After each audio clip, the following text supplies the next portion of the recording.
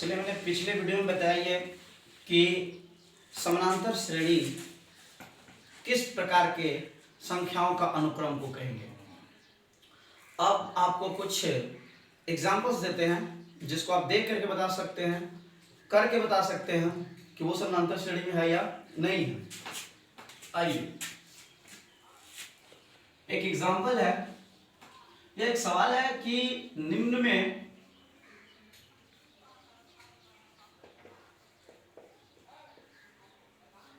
कौन सा अनुक्रम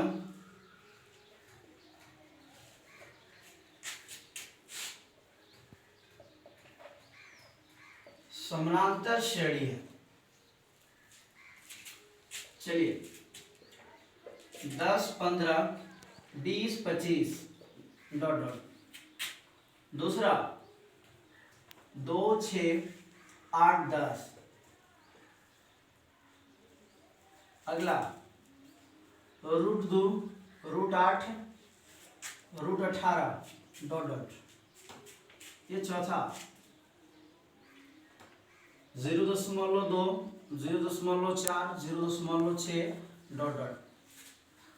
तो इसको देख के बताना है कि ये आपका अनुक्रम समानांतर श्रेणी में है कि नहीं है।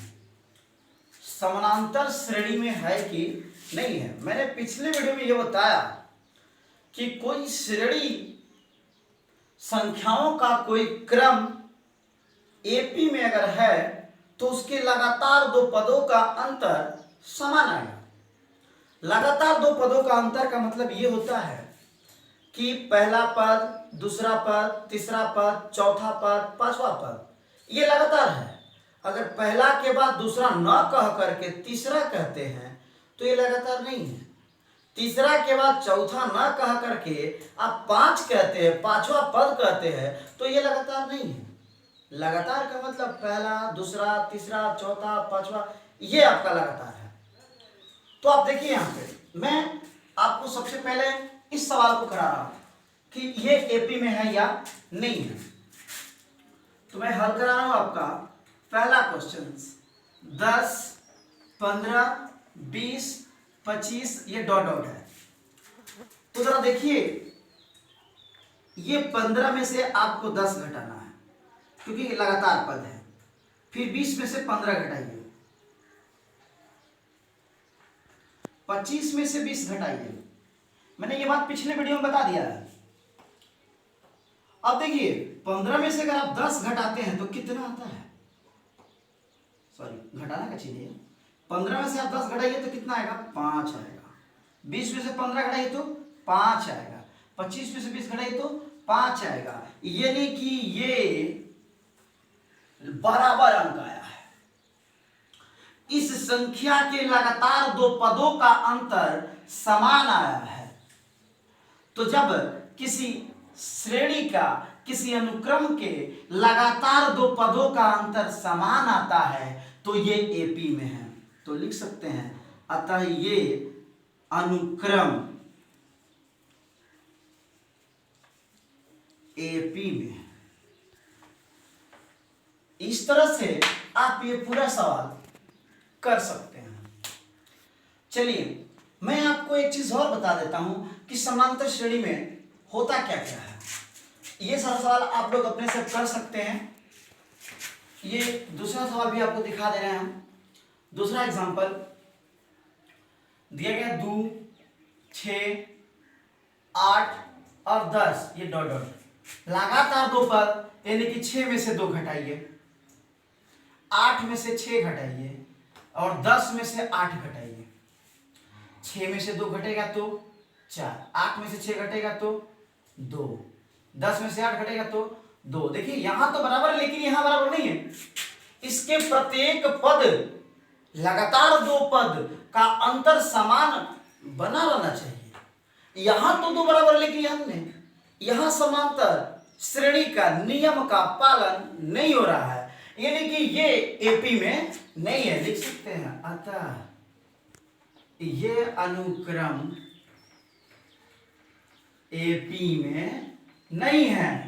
अगर होता तो ये सब बराबर आता, ये संख्या यहां बराबर आती, जैसे कि यहां आया है, ये बराबर आया है, अगर बराबर आया है तो एपी में है, बराबर नहीं आया तो एपी में नहीं है। घटाने का यही तरीका है। इसके लगातार दो पदों का अंतर देखिए, लगातार दो पदों का अंतर अगर समान बना रहेगा तो समझिए कि वो समानांतर श्रेणी में है, अन्यथा वो समानांतर श्रेणी में नहीं है।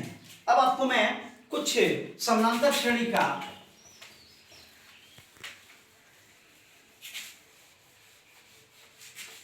उपयोग पर, समानांतर श्रेणी के उपयोग पर कैसे सवाल बनाते हैं वो चीज बताते हैं।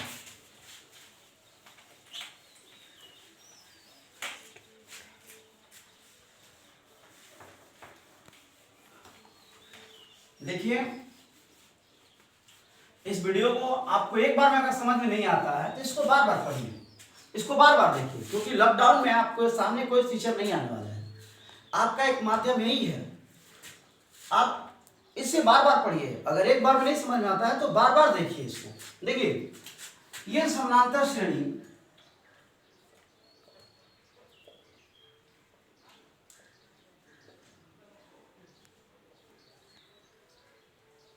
का व्यापक रूप, समानांतर श्रेणी का व्यापक रूप होता है ए प्लस डी, ए प्लस 2d, ए प्लस 3d, डॉट डॉट ऐसे बढ़ते जाता है।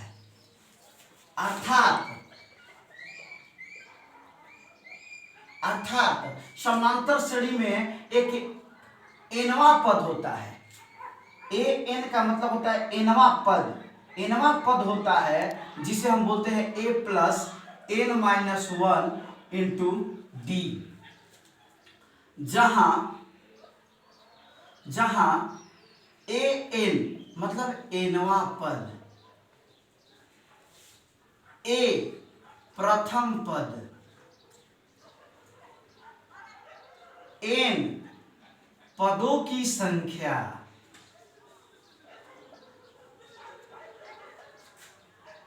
और एक बच गया डी, इसको सारवंतर बोलते हैं। सारवंतर या इसे पदांतर भी कहा जाता है। पदों का अंतर जो हम घटा के समान लाते हैं, बराबर अंक जो लगाते हैं, वही तो आपका सारवंतर है। समानांतर श्रेणी के लगातार दो पदों का अंतर जो समान बना रहता है वही समानांतर श्रेणी का सारवंतर कहलाता है, जिसे डी से सूचित किया जाता है। और एपी का पहला पद ही प्रथम पद कहलाता है। और ये एन, उस एपी में कितने पद हैं, उस एपी में कितने पद हैं, उसे हम एन से सूचित करते हैं। और ए एन अंतिमवा पद होता है, एनवा पद होता है। जैसे कि एपी के अगर 10 पद हैं तो बोला जाता है कि एन बराबर पदों की संख्या यानी 10 हो जाएगी, ए 10 हो जाएगा। देखिए, कुछ एग्जांपल्स बताते हैं आपको। जैसे कि ये 10, 20, 30, 40 डॉट डॉट। इसमें आप देखिए, इसमें ये सबसे पहले देखिए कि ये समानांतर श्रेणी में है कि नहीं है। अगर ये समानांतर श्रेणी में है तो इसके लगातार दो पदों का अंतर समान बना रहेगा। लगातार दो पदों का अंतर मतलब 20 में से आप 10 घटाइए, 30 में से आप 20 घटाइए, 40 में से आप 30 घटाइए। अगर इसका अंतर समान हो गया तो ये संख्या का समूह, इस संख्या का अनुक्रम समानांतर श्रेणी में है। घटाइए जरा, 20 में से 10 बताइए 10, 30 में से 20 घटाइए 10, 40 में से 30 घटाइए 10। भाई ये देखिए, ये आपका बराबर आ गया।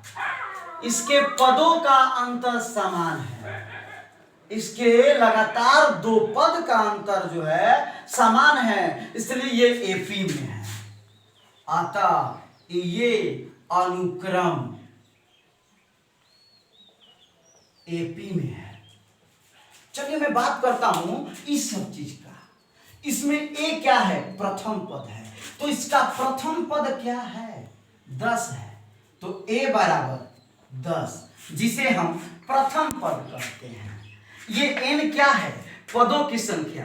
जरा देखिए, ये डॉट डॉट दिया गया है तो इसका अंतिम पद कोई नहीं है। ये निर्धारित नहीं कर सकते हैं कि इसमें कितने पद हैं। हाँ, अगर इसको हम हटा देते हैं, ये हट गया, इसके बाद कोई डॉट डॉट नहीं दे रहा है, इसके बाद कोई संख्या नहीं दे रहा है, तो समझ जाइए कि आपका अंतिम पद 40 है। अब बताना है nवां पद क्या है।